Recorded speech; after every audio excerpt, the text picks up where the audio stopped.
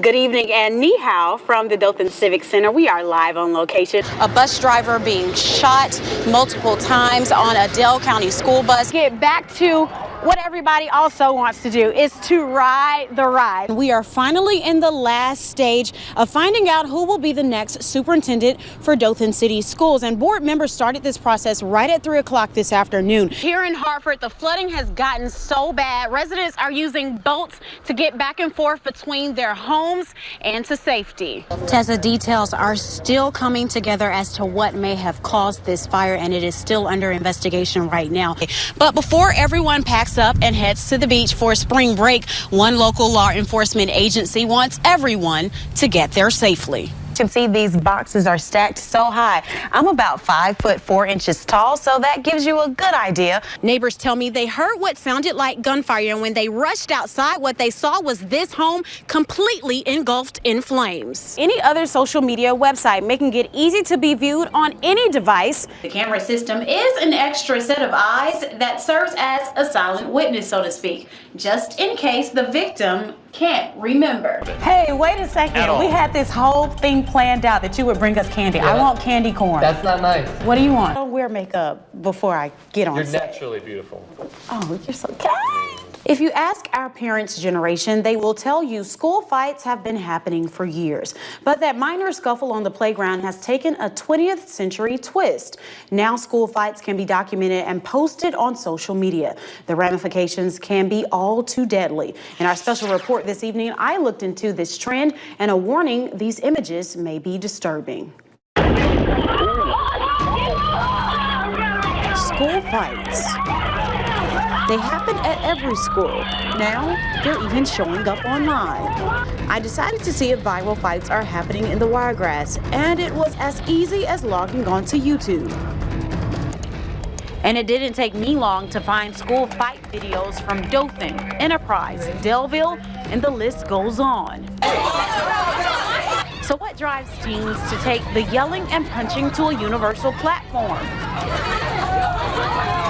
Is it an extent of bullying or for popularity? We decided to ask them, 8 teens from across the Wiregrass in one room. We wanted to see what they think about this new social media trend, and even asked them if they have been involved. It was time to take the gloves off. Their reactions were telling, some smiling. Others hid their faces in shame and disbelief, while some shook their heads.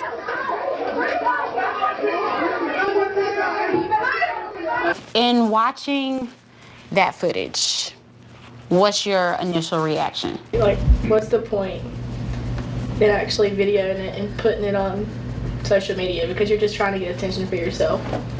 These teens say video fights are so common at school. When a fight breaks out, the first thing they do is reach for their cell phones. Making it easy to press record. From there, it can be shared on YouTube. Or any other social media website, making it easy to be viewed on any device within seconds. How quick do these things go viral from your peers? Oh, almost instantly. Like if there's a fight at school and somebody has it on video, I mean, I'll be able to see it in 10, 15 minutes. You hear shouts or screams, people are literally running down the hallway. Our generation is so obsessed with, you know, the virtual stuff, and of course, just fighting people, and it's all about the YOLO. You only live once, might as well fight somebody. But it goes beyond proving a point. Some teens say reality shows like Love and Hip Hop, Real Housewives of Atlanta, and Bad Girls Club help teens gain celebrity status after their fight goes viral. Clearly going to get attention from a fight, and the more people put it on social media, the more attention that person's going to get, and it just encourages more fights to happen. I think that's the biggest problem with putting it on social media to me. These teens want their peers to understand once it's viral, it's difficult to completely erase access to it. What you post will always come back to you. So like, number one, if you post it, like you never know, like if your next job or whatever might be like, well, you endorse fighting. And then number two, I feel bad for the person who's in it, because now they have even like a lesser chance of getting hired because they were seen fighting in a video. So no one really wins when you post it. I mean, what if you were in that situation and somebody was recording you and you weren't doing so well in the fight anyway? just, I mean, that would embarrass you because you don't know what they're going to do with that video. You don't know. Leaving the video to be open to the World Wide Web.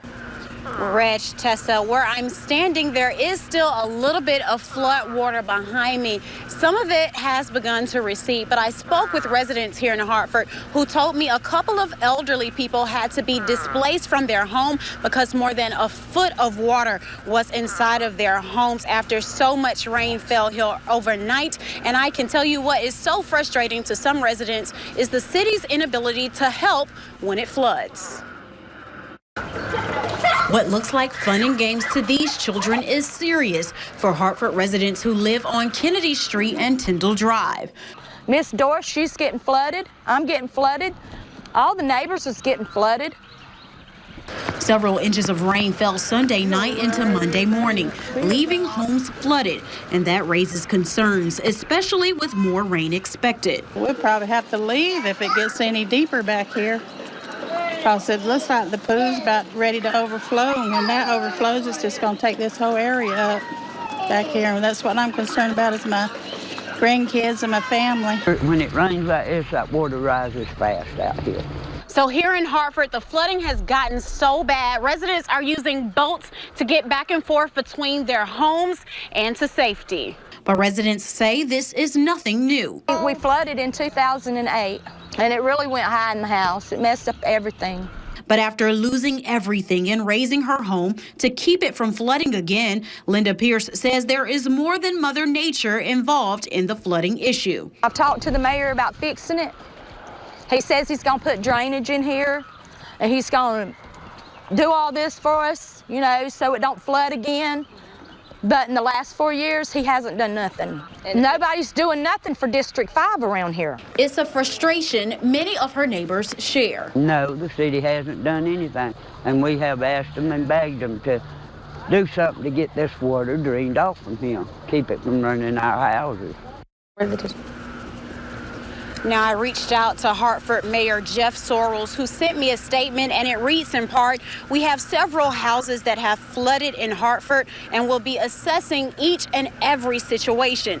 To those that have experienced loss, please know that you are in our thoughts and prayers." During tough economic times, everyone is trying to save money, whether it be for retirement or an education fund. But slashing your budget is something everyone wants to do. For this edition of Slashing Your Budget, I used some tiny helpers to see how you can save some extra money. My name is Ariana, and I'm a kid shopper, and I'm 4. My name is Cheyenne Louis, and I'm 4 years old, head shopper. And with that, we were on our shopping trip to see if marketing companies target your children when it's time to go grocery shopping. Are you ready to go shopping today? Our trip started at Walmart, but for this shopping trip, we were looking for 3 items: juice boxes, fruit snacks, and cookies. Our first stop, aisle 11 for juice boxes. Elmo or Big Bird? Big Bird. Big Bird? Yeah, Big Bird? Okay. Big Bird is $1.98. That's too much. Is that too much? Even our kid shopper thinks that's too much to pay for juice boxes. The generic brand, the same price, but with more ounces of juice. Next on our list, cookies. The first thing our shoppers want. Angry Birds? Okay, how much are those? And of course, we will get the generic brand. That's $2.18. What are we looking for? Yummy. Yeah. Look, here we go. On to the fruit snacks, and these eyes were immediately drawn to another character. Hello Kitty. Okay, good job. Put it in the buggy. I don't see what's going like that one. Are you ready to check out? Yes. Yes? Yes. You got some money? No. After making our way to the checkout line, our total after buying generic and character-driven name brands. Your total is $28.68. So we're done with all of our shopping, and so now we're going to compare name brand versus generic, and we'll have the kids taste each kind to see which one they like, and ultimately saving you money. Up first, fruit snacks. Which one's your favorite? This one. That's your favorite? Mm-hmm. They chose the generic brand, a difference of 52 cents every time you shop for fruit snacks. If you bought those every week, that would save you $27.04. Which one is better? This one. The blue box is better? Which one do you like? You like red box, and you like blue box. So on our juice boxes, our little shoppers were split. One chose generic and the other chose name brand. But if you were to buy name brand, even though the juice boxes were the same price, you got more juice in the generic brand juice box, making more sense to purchase more ounces. But when it came to graham crackers, they preferred the Angry Bird graham crackers over generic sweeter? brand. But here's what it'll cost you. We paid $2.98 for Angry Birds, while generic was $2.18. If you bought generic every week, you would save $41.60, adding just a little bit more money to your pockets every year if you leave the little ones at home.